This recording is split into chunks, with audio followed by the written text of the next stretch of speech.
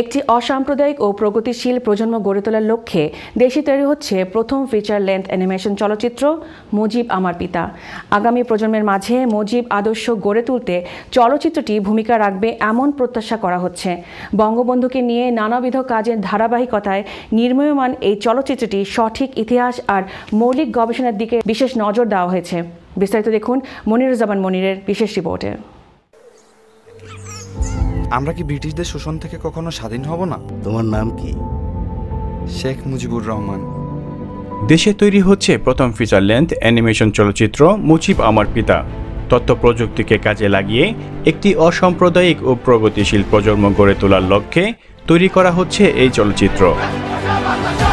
ওরা কলকারখানা করবে পশ্চিম পাকিস্তানে, রাজধানী সহ যা কিছু হবে সব পশ্চিম পাকিস্তানে।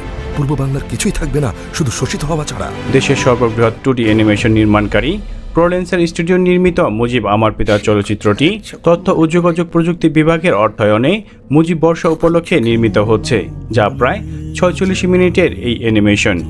এর মূল ভাবনা বঙ্গবন্ধু কন্যা ও প্রধানমন্ত্রী শেখ হাসিনা রচিত গ্রন্থ শেখ মুজিব আমার পিতা। এরই মধ্যে অ্যানিমেশনটির ট্রেইলার আর ট্রেজারের পর প্রকাশিত হয়েছে সম্পূর্ণ একটি গান। তোমার সমাধি ফুলে ফুলে ঢাকা, কেবলি আজ তুমি না, তুমি আছো বলে তাই। 1974 সালে এর শিল্পী শ্যামল মিত্র বঙ্গবন্ধু শেখ মুজিবুর রহমানের সাথে দেখা করতে গেলে গানটি আরও বড় করার অনুরোধ জানান বঙ্গবন্ধু। তার অনুরোধ রেখে গানটি আরও বড় করেন গীতিকার গৌরী প্রসন্ন মজুমদার। তবে তার রেকর্ড করার আগেই সপরিবারে ইতিহাসে নৃশংসতম হত্যাকাণ্ডের শিকার হন জাতির পিতা। সেই গানটি ফিরে আসছে দেশের প্রথম ফিচার লেন্থ অ্যানিমেশন চলচ্চিত্রের মাধ্যমে।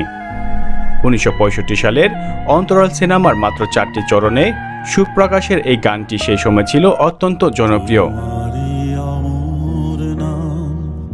জয় গৌরবে স্মরণে যে চিরদিন জানিলে খারাবে।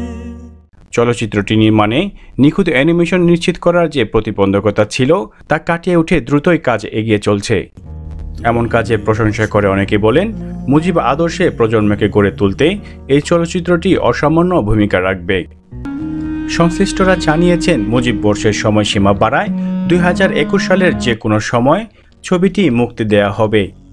Moniruzzaman Monir, ion TV news. তুমি আছো